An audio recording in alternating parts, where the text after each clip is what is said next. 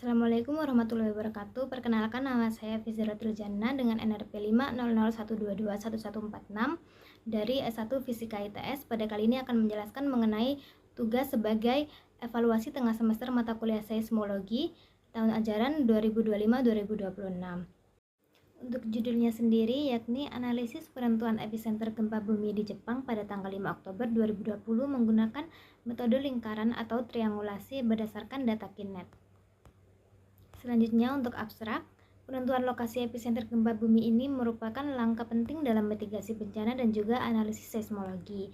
Studi ini bertujuan untuk menentukan lokasi epicenter gempa bumi yang terjadi di Jepang pada tanggal 5 Oktober 2020 pada pukul 11.32 JST.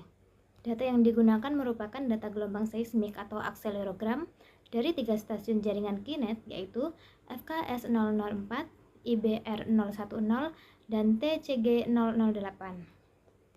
Metode yang digunakan adalah analisis waktu gelombang primer dan sekunder dengan metode picking menggunakan perangkat lunak MATLAB untuk menghitung jarak hypocenter atau R berdasarkan hukum Wadati. Selanjutnya, penentuan koordinat epicenter dilakukan metode triangulasi atau irisan 3 lingkaran menggunakan aplikasi berbasis web iris.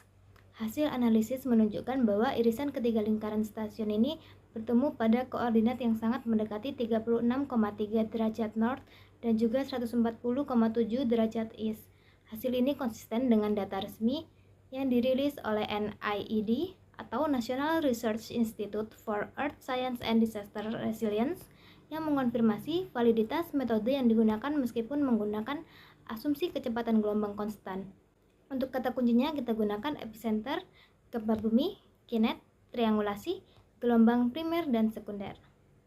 Selanjutnya untuk pendahuluan, gempa bumi merupakan fenomena pelepasan energi secara tiba-tiba dari dalam bumi yang menciptakan gelombang seismik. Mengetahui lokasi sumber gempa atau hypocenter dan titik permukaan tepat di atasnya atau epicenter merupakan informasi krusial untuk peringatan dini dan juga pemetaan risiko bencana. Prinsip dasar penentuan lokasi gempa ini bergantung pada perbedaan kecepatan rambat antara gelombang badan atau body wave, gelombang primer atau P wave merambat lebih cepat dibandingkan gelombang sekunder atau S wave. Oleh karena itu, semakin jauh jarak stasiun pengamat dari pusat gempa, semakin besar selisih waktu kedatangan antara gelombang S dan juga gelombang P, yakni TS min TP. Hubungan linear ini memungkinkan seismolog untuk menghitung jarak radial dari stasiun ke pusat gempa yang kemudian dapat digunakan dalam metode triangulasi untuk menemukan lokasi epicenter yang tepat. Selanjutnya untuk metodologinya, yang pertama ada data seismik, yakni data yang digunakan dalam studi ini diperoleh dari jaringan seismograf KINET yang dikelola oleh NIED Jepang. Data gempa yang dianalisis ini kejadian pada tanggal 5 Oktober 2020 dengan 3 stasiun yang dipilih adalah stasiun Fukushima, Ibaraki, dan juga Tochigi. Kedua, ada pengolahan data. Pengolahan data ini dilakukan menggunakan skrip MATLAB untuk memvisualisasikan seismogram komponen timur ke barat atau east-west. Proses picking ini dilakukan untuk menentukan waktu tiba gelombang primer atau TP dan waktu tiba gelombang sekunder atau TS. Kemudian jarak hypocenter atau R-nya ini dihitung menggunakan persamaan berikut. Nah, dalam studi ini digunakan asumsi kecepatan gelombang S konstan sebesar 3 km per sekon dan kecepatan gelombang P diasumsikan mengikuti hubungan Poisson pada batuan ideal. Selanjutnya ada penentuan epicenter.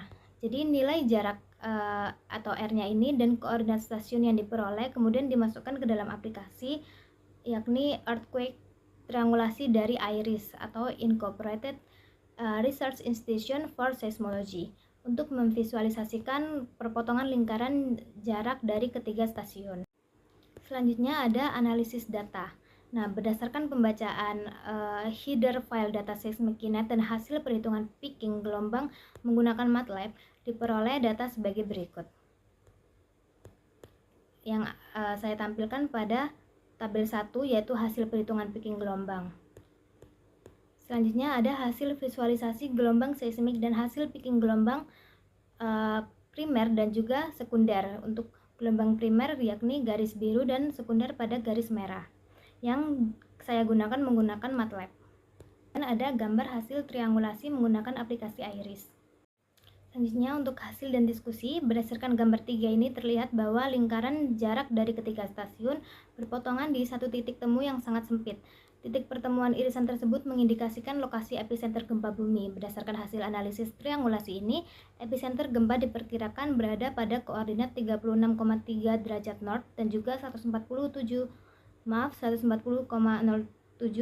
derajat east. Sebagai validasi, hasil ini dibandingkan dengan data resmi dari NIED untuk gempa tersebut, yakni diketahui waktu kejadian pada tanggal 5 Oktober 2020 waktu pukul 11.32 JST, epicenter NIED-nya 36,3 derajat north dan 140,7 derajat east dengan kedalaman 40 km dan magnitudenya 4,4.